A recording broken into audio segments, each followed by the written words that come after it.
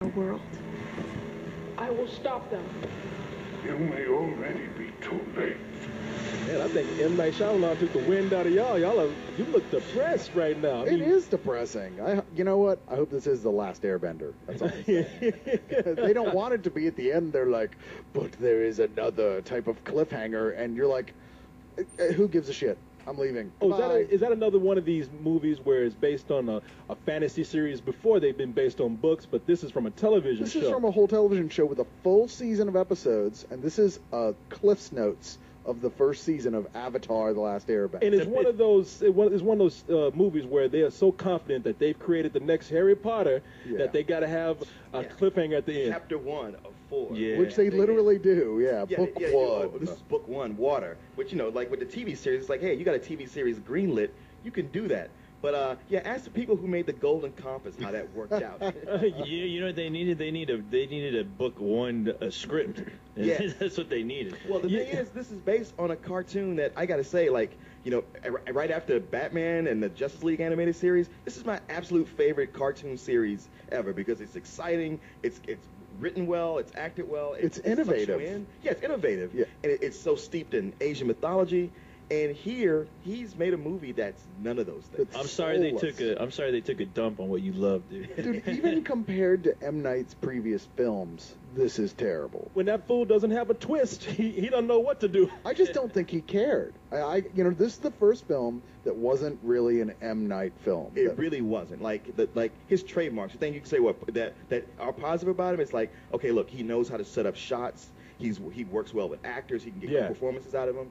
None of that here. No. The effects, they might be okay CG effects, but there's no heart to them. They don't get you excited at all. Not at all. This is probably like one of the most dullest action. It at least was sold to me in the trailer as an action film. Right. This is probably by far the most dullest action film I've seen in a long time. Not since Missing in Action 2. I mean, well, the thing is, it's like, okay, when you set up a character to use a special power, water bending, air bending, whatever, there's a rule that they have to keep constantly doing things that tops the last thing.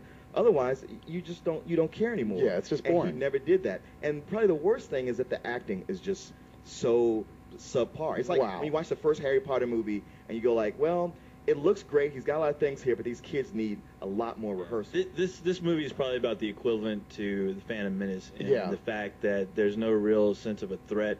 It's because they have no passion, so you don't feel a sense of urgency. Well, yeah, like I said, he looked at the script and said, there's no twist to this. I don't give a fuck.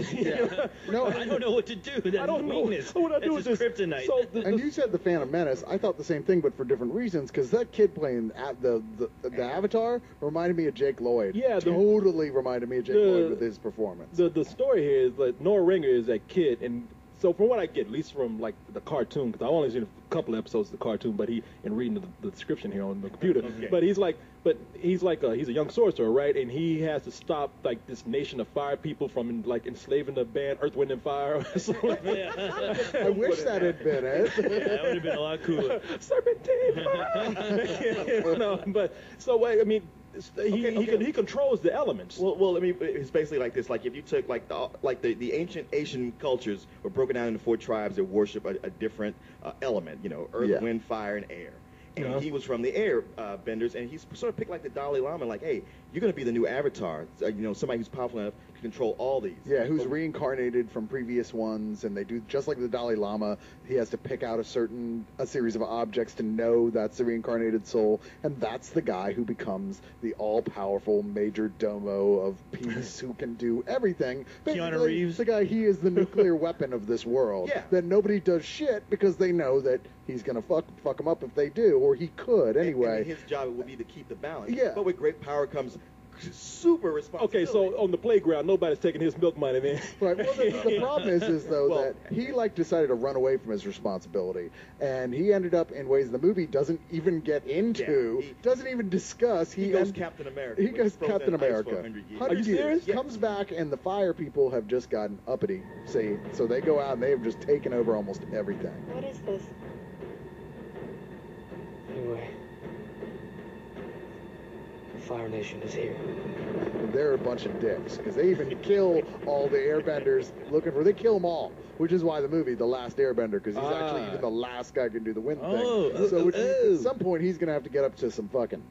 Pretty much. Yeah. So it's a journey of him to like restore the balance. He's got to learn all the other disciplines because he took off and got frozen before somebody was able to teach him all the other. Can I ask you how he got frozen? Did they not explain That's what I'm saying. They never. They don't. I mean, I think they did in the cartoon. Yeah, they but did. in here, like so many things, they just go, look, trust us. It's just how it happens. Okay, we got to move on. We're saving that for the second movie, which will surely get made. It's hard to tell who they're making the movie for because sometimes it seems like, oh, we're making this for the fans because they know what happened. But then sometimes like, no, we're making it for the people who don't know to educate them, and it can't make up its mind. So it ends up not being satisfying to either group. Yeah, No, they turned it into a film for dummies as far as Avatar. They turned it into a project for the animators to just work out some of their CG things they wanted to do, Yeah. but that's it. That there's like, so what? There's nothing else there. They're not spectacular. No, they're not. And even the martial arts sequences. I mean, there's martial arts all through this film, and I have never seen a martial arts film where it was as boring as this. It was like watching like real martial arts and like a mall karate thing with a bunch of 8-year-olds. It was like that. I mean, it was that level of bad and tedious and slow and wow. I was waiting for that kid to, like, at some point at the end of the film, like, put on makeup and, that crazy dress and become, like, a geisha girl. Yeah. Like, because that's what they're doing. It looks like they're doing geisha moves back and forth, and there's long scenes where the camera's, like, circling them, and it seems to go on forever. And you're like, well, what does this have to do with anything, and why should I care? Well, what the fuck is going on in this movie? Not to mention the action scenes that do the zoom into the effects. Like, oh, wait, we're going to show you, like, a thing going on here with a water spell. And so they're like, oh, wait, we got to zoom in real quick. Wasn't that cool? Okay, we're going to zoom back out again. And it's look not cool around. at all. And there's another thing over here. And the sad thing is that M. Night had plenty to look at as far as reference, as far as even the action sequences, which the action sequences are completely fucking boring, completely forgettable, where the cartoon, you watch that cartoon and the action scenes are like, they make you scream, wow, you can't wait to, you're like, oh, this is going to look great if somebody filmed this with like real people live with great effects. Not if it's in Not at all. No, Well, the cartoon not at has all. almost a Miyazaki-like feel to those sequences. There's something about it. It has that sort of Japanese quaintness to it that really works, but none of that gets across in this film. You know what he contributed the most to this? Is that he replaced what should have been Asian actors with white actors and a lot of Indian actors. Yeah, like most of the Fire Nation Indian. Yeah, because I know like one of the actors in here is Jackson Rathbone, who's also coming out in Twilight this weekend too. So, but even then, it's like you look at like the extras, and a lot of time they're just regular looking white people. I mean, there'll be soldiers, and they're like 14-year-old white kids, and you're like, why are you? I don't understand. And like one thing I thought was funny. All right, so the Blue Tribes, that the two ostensibly main characters, even though they do nothing except stand there and go, wow, are from. They are a bunch of Eskimos. You look around and they're like, wow, they are Eskimos, like they should be. They live way up in the fucking Antarctic, except for the two main kids and their mom. That's it. They're white as can be. Even their grandmother is an Eskimo, and they aren't. I know, it's like you talk about a film not wanting to offend anybody, but doing that at the same time by trying to make it multicultural. You're like, you know what? I miss the old days. You know what I love to see?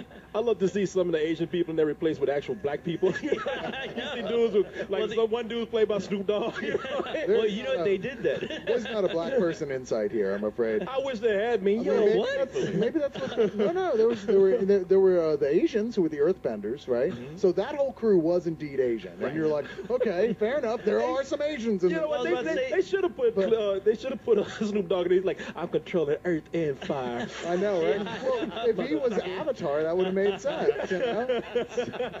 They should have. You know what? The way now for the win. Yeah. I know. Oh yeah. Oh fuck. You know what? The way y'all talking, they actually should have put real avatars in it from James Cameron's movie. It's like those walking blue cat people. It's like, where the fuck they came from? It couldn't have hurt. It couldn't have been any like more chaotic than this movie already is. It's just like, all right, we're gonna drop you in the middle of some other totally chaotic nonsense that's going on over here. That should have been the twist. And now for the twist, Snoop Dogg, ladies and gentlemen.